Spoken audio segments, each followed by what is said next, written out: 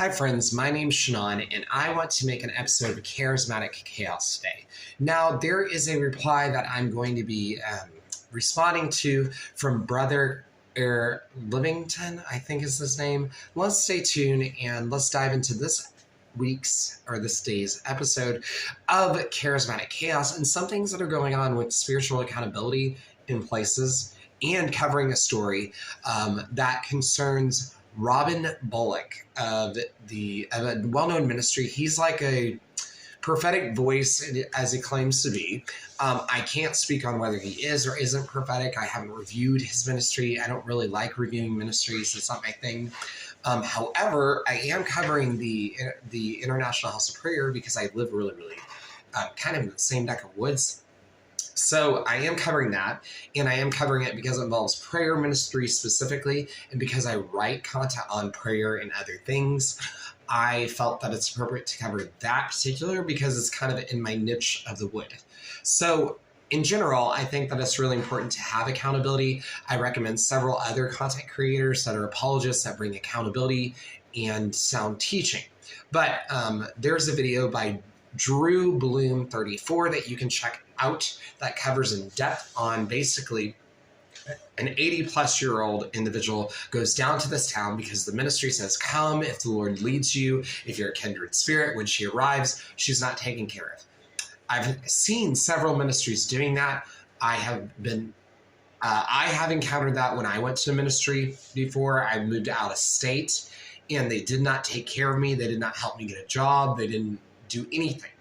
And they just put me in a building, which is more than most. I think I had more than the elderly lady. But let's dive into some things that I'm noticing in that. Now, if you are Brother Elvington, I think is his name. Let me check real quick. Hold on. Okay, yes, I found it. Okay, so Brother John Elving, I believe is a Canadian kind of street minister, does evangelism, and he's been covering the IHOP story. You can find him on YouTube and on TikTok as Brother John Elving, and he's an ex-con, and he is very involved in ministry, and he does Spanish and all sorts of stuff.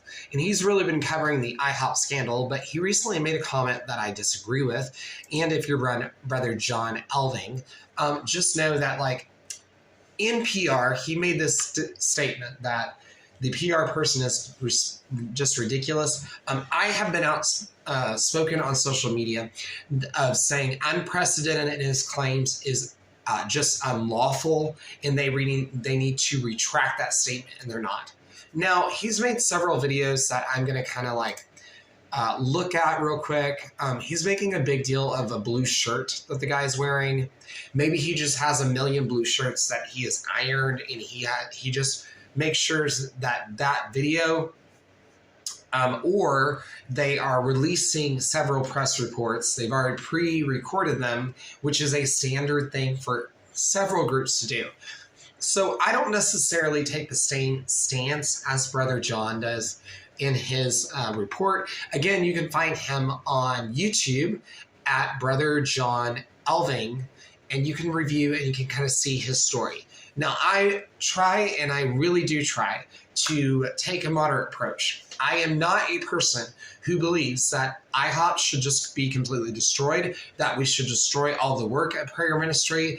I do think with houses of prayer, one of the major things that I see is that House of Prayer ministries do what IHOP does, and that is a confliction of interest. And the reason why it is a few things.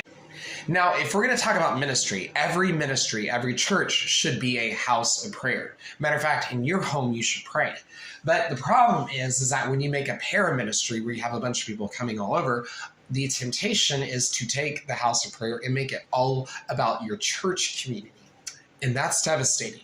It should service all of the area, and it doesn't. And this is the major issue I have with ministries that are charismatic, is that they tend to do work and they tend to try to develop a commune.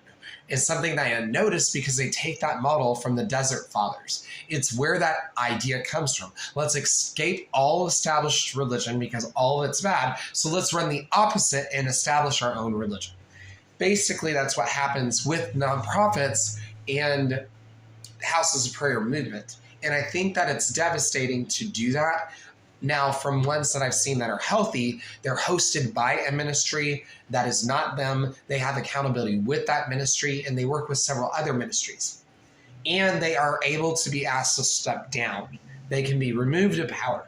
But most houses of prayer are not. Most people that start a house of prayer start a church, and they run the house of prayer as the director. And this is a huge issue unless they have people inside of their staff. And I've seen this happen because I did a house of prayer internship where it was wonderful and it was very balanced. As soon as they started losing their members that were senior leaders that went to other ministries, the ministries started to become disabled. And that's true of the house of prayer in the Salem House of Prayer. That's true of the Eastern House of Prayer. That's true of the Awakening House of Prayer. That's true of the Prayer Room in Arlington, Texas. So all of these things, when we talk about these things, and we want to be gracious, when I mention these houses of prayer, I'm not picking at any individual one. I'm just reviewing the whole system, and I'm reviewing that it is not working in this regard because people are having lack of accountability. And so one of the things that I respect from the prayer room in Antigua is that Brad Strube, who's the director there, so if you're in the area, I recommend that you go. He has a meeting with all of kind of the pastoral network of Baptists and other things. And so he does have a lot of leaders that pour into his life. And he has talked to Mike Bickle, for example, and several others. What I also find is shocking and not so shocking is that houses of prayer are distancing themselves from the International House of Prayer. So for years, House of Prayer, they got material from the House of Prayer in Kansas City, and now they're distancing themselves.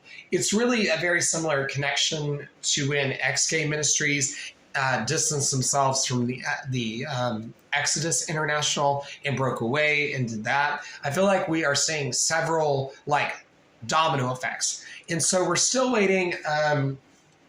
I've yet to make an article on Mike Bickle. I'm waiting for basically the winter season to get over. I think that there's a lot to that story. I also believe and strongly support that the issue going on with IHOP is very telling because as they're doing this investigation, what we are finding is that there's other things that have gone on in the IHOP community that have gone on for years, for decades, beyond Mike Bickle, beyond his scandal.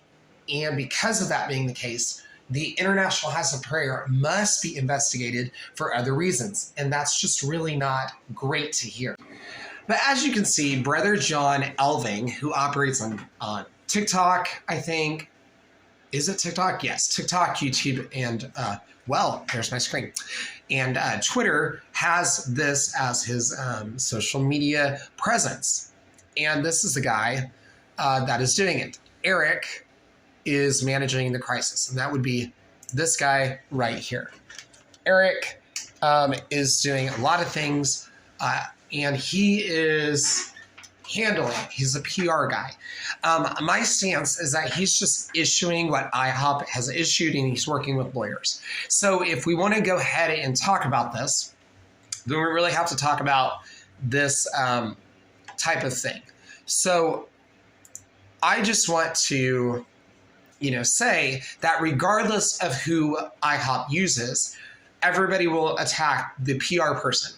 A person that is in PR knows that this is the case. It's similar to the White House press reports, independent individual. I can't remember the name of what they're called in the White House, but I digress.